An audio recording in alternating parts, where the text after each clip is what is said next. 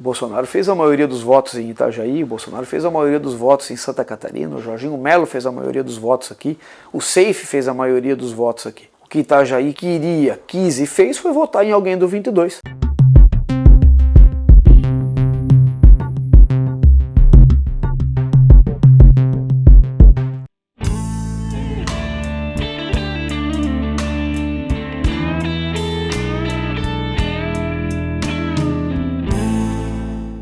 Eu acho que nós já estamos mais conhecidos no cenário político.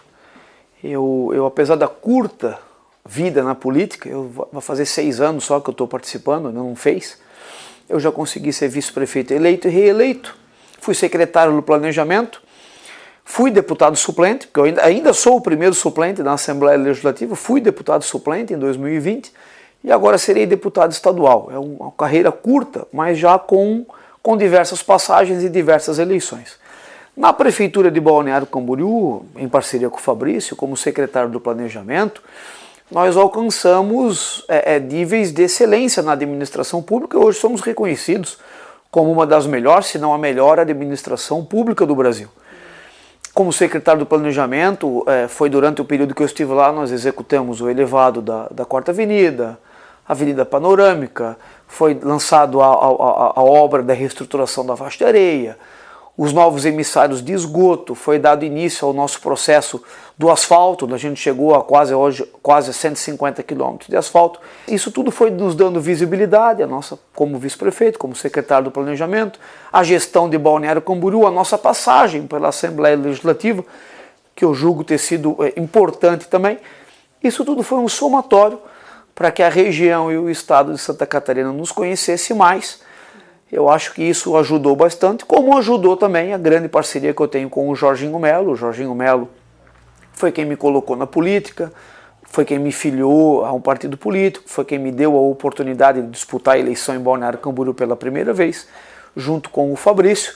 A vinda do presidente Bolsonaro para o nosso partido, tudo isso é um somatório de esforços e de ações que nos ajudaram na eleição. Além, lógico, do nosso trabalho, que é um trabalho diário. Eu trabalho muito como vice-prefeito, como secretário, muito participativo na eleição, na administração em Balneário Camboriú. Então acho que esse é um ingrediente de fatores.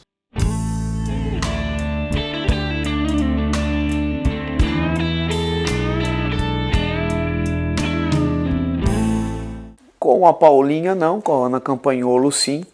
Para além das duas, nós temos o Jorge Gueten, que é do meu partido, foi eleito deputado federal por Itajaí. Há 28 anos nós não tínhamos um deputado estadual aqui.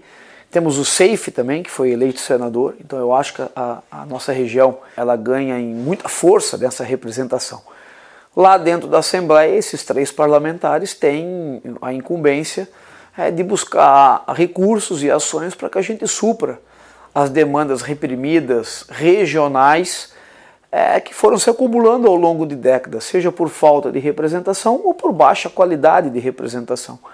Com a Ana, o senhor falou que já teve a conversa, com a Paulinha não. O senhor pretende conversar com ela ou por conta dos partidos o senhor acha que não vai ter essa união? Não, muito pelo contrário, acho que nós temos que nos unir. Acho que a questão partidária nessas horas é uma questão menor, ela é importante na hora de pedir o voto, na hora de você colocar o seu plano, aquilo que você acredita, aquilo que você não acredita, mas eu acho que a deputada Paulinha é uma deputada com ação, já está indo para o seu 2º mandato, já foi prefeita, eu acho que ela tem como junto conosco auxiliar, né, nessa questão toda e eu acho que não será diferente disso.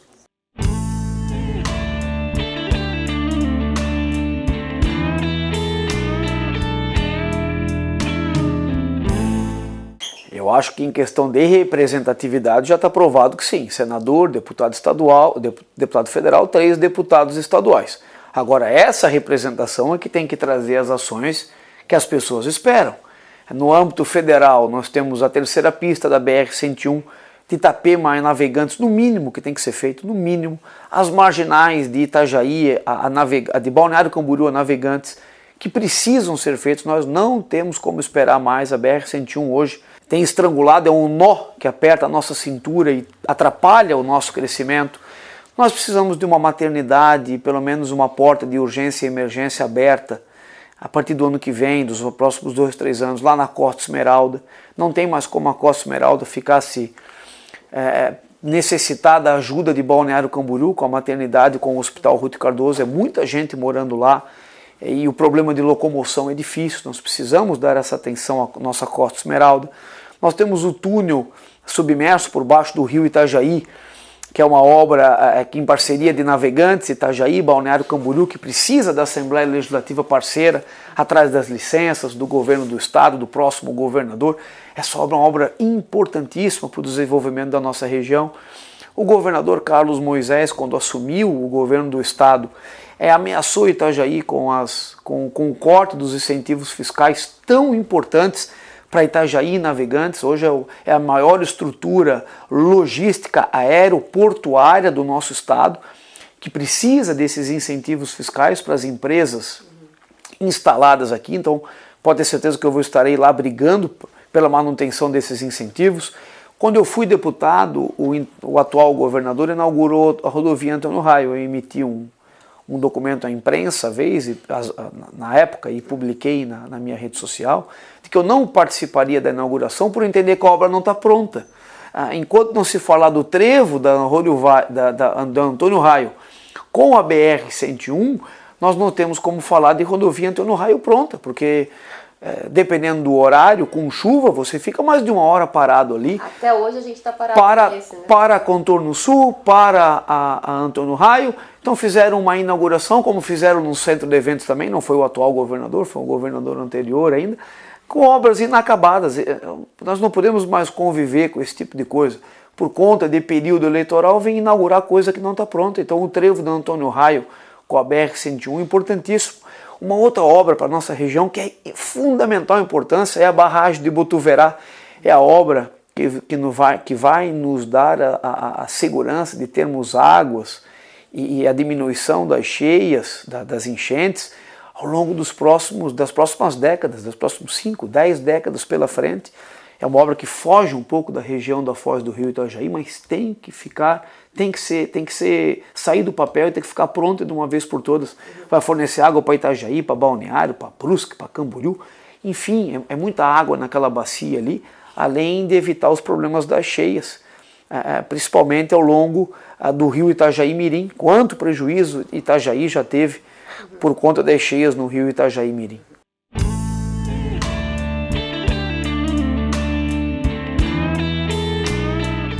O Bolsonaro teve o 7 de setembro no ano passado.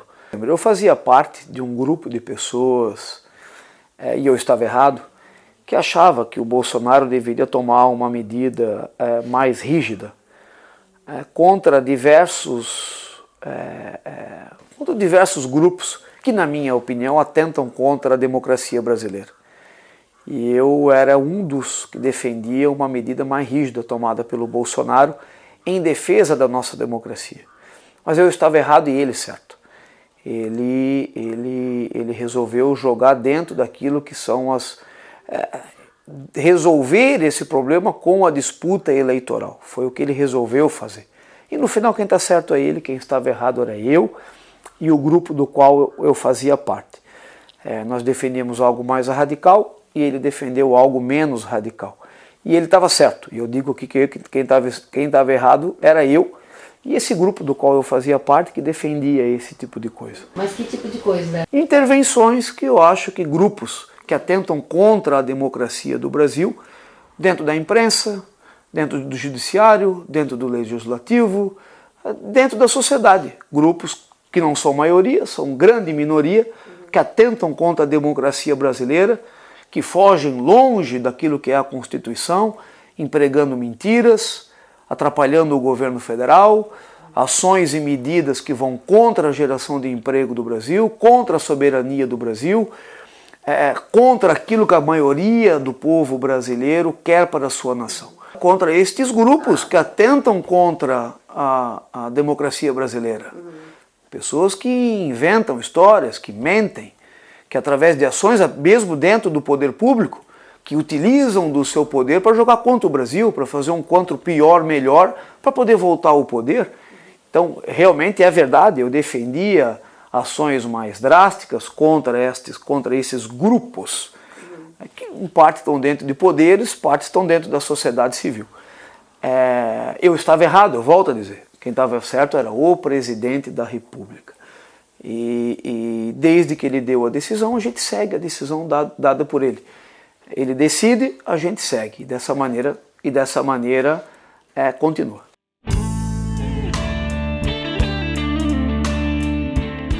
Não sei se é um projeto de lei específico, mas a minha primeira ação é estar dentro da Secretaria de Saúde do Estado de Santa Catarina para que continue os estudos e o projeto do Hospital Regional em Camboriú.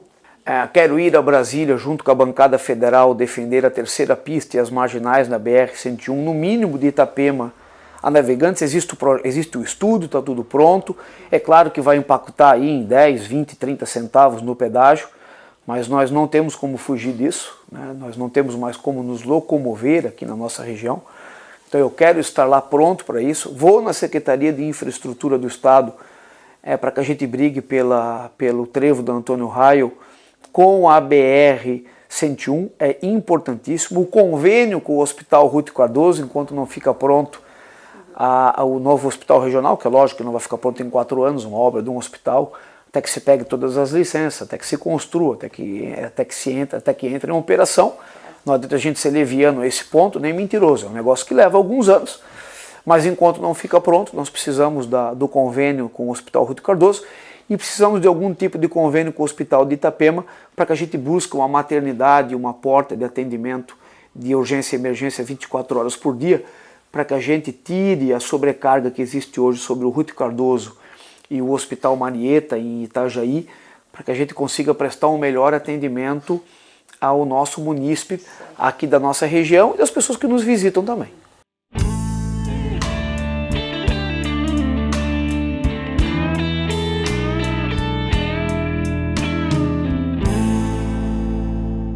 Risco zero, o Fabrício nunca vai trocar a prefeitura por uma secretaria de Estado, então esse risco, na minha opinião, é zero. O Fabrício vai ser secretário de Estado, caso ele queira, depois do mandato dele. Eu acho que o Jorginho Melo não deveria perder uma oportunidade dessa, de ter um bom prefeito, que tem boa capilaridade dentro de Santa Catarina, que tem serviço prestado, que é um dos melhores gestores públicos do Brasil. Terminando o mandato dele, ele estará à disposição. Fosse eu o governador, eu traria o Fabrício para o meu governo, porque ele teria muito a contribuir com qualquer governo, e com o governo do Jorginho não é diferente.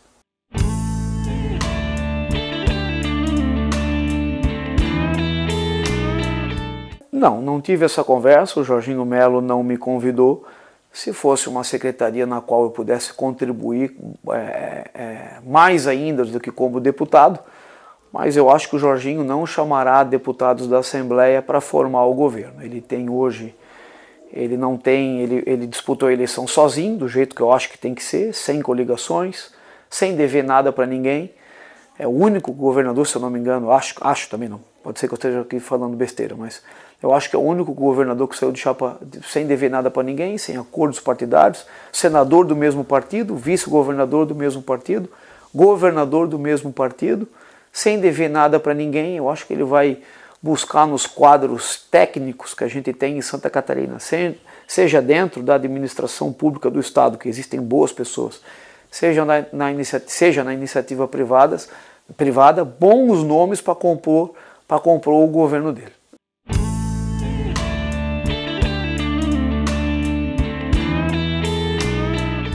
Eu almejo muito esse cargo. Se eu disser para você que eu não gostaria de ser prefeito da cidade onde eu nasci, onde eu vivo, onde o meu filho nasceu, onde eu crio a minha família, eu estaria mentindo.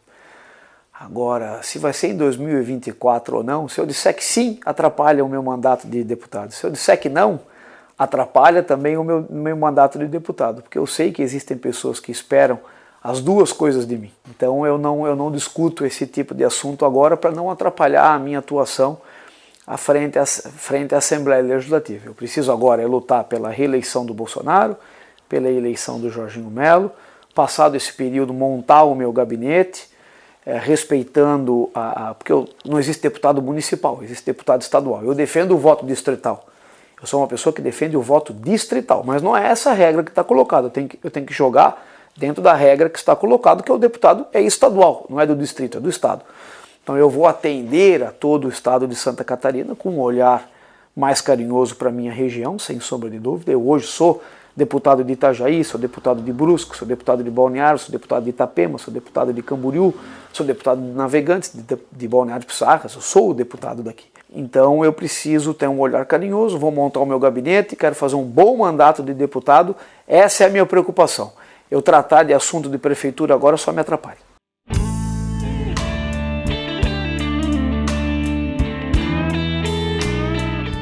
Meus principais doadores sou eu, meu pai e meu irmão. Então eu tenho um compromisso com eles de ser um parlamentar, como fui vice-prefeito, muito honesto, muito correto, dando exemplo, com economia, com muito trabalho. Eu tenho muito compromisso com a minha família, eu faço campanha em família. Minha campanha é feita por mim, pelo meu pai, pelo meu irmão, pela minha esposa, o filho participa. É uma campanha simples, séria, correta, do jeito que tem que ser feita. Eu não me utilizei do fundo eleitoral. Não estou fazendo crítica aqui para quem se utiliza. Quer se utilizar, se utilize. Eu não acho correto, eu não me utilizei na minha campanha do fundo eleitoral. Nem partidário? Nem partidário. Nem eleitoral, nem partidário. O que eu recebi foi material de campanha, né? Do material com, se eu não me engano, um total de R$13 mil em material que veio das coligações federais e estaduais para poder distribuir material das coligações também. Então eu recebi alguma, sei lá, 5% do que eu usei de material, eu recebi também das coligações estaduais e federais para poder fazer a campanha deles, porque eu também tenho essa obrigação com eles, eu sou coordenador da região. Mas a minha campanha basicamente foi feita por mim, pelo meu pai e pelo meu irmão e alguns amigos que me doaram dinheiro. Que fique muito claro, eu não tenho compromisso nenhum com ninguém, nem de cargos. Tomara que o governador não peça para mim indicar cargos no governo. Se ele pedir, eu vou indicar com muito gosto, se ele achar que eu tenho pessoas que possa contribuir. Mas eu não preciso de cargo no governo do estado, como não preciso de cargo na Assembleia, eu só preciso do meu gabinete, porque eu, graças a Deus, faço uma política diferente, uma política de entrega e não uma política de troca.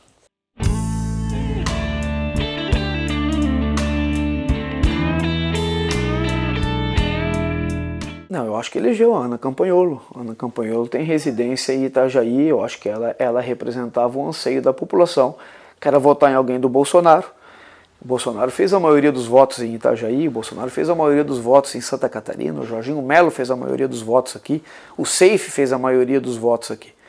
O que Itajaí quis e fez foi votar em alguém do 22 e escolheu a Ana Campanholo e o Carlos Humberto, que eram os representantes do 22 na região, para representá-los. Então eu acho que Itajaí saiu muito bem representado, com o Jorge Guetem, do 22, com o Jorge Seif, do 22, para o Senado, o Jorge para o deputado federal, o Carlos Humberto e a Ana para deputados estaduais do 22. Pelo que eu vejo das apurações das urnas, depois da urna abrir é fácil você fazer uma análise. Difícil é antes, né? Depois o resultado na mão é muito fácil. Mas o que eu vi, o que o eleitor queria era isso. Eram parlamentares alinhados a Bolsonaro e a Jorginho Melo, e assim o fizeram. Elegeram a Ana Campanholo e o Carlos Humberto, o Jorge Guetem e o Jorge Seif. Eu fui o deputado mais votado de Balneário Camboriú da história, de Camboriú da história. Eu acho que depois daqui a cidade que eu mais fiz votos foi Brusque, Itapema e Itajaí.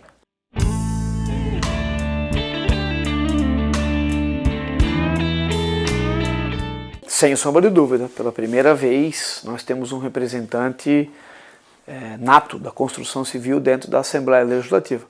A construção civil emprega diretamente mais de 60 mil pessoas em Santa Catarina. É uma atividade essencial para a economia, inclusive foi decretado durante a pandemia por prefeitos, governador e pelo presidente da República, por ser uma atividade que emprega uma mão de obra que não acharia em outros níveis da indústria um local de trabalho. Então nós temos uma função social muito importante, a construção civil. A construção civil contribui muito com Santa Catarina, principalmente com a nossa região, Itajaí, Balneário, Itapema, Balneário Pissarras. E com certeza eu estarei lá defendendo os interesses dos nossos trabalhadores e dos nossos empresários todos os dias na Assembleia Legislativa, como já o faço como vice-prefeito.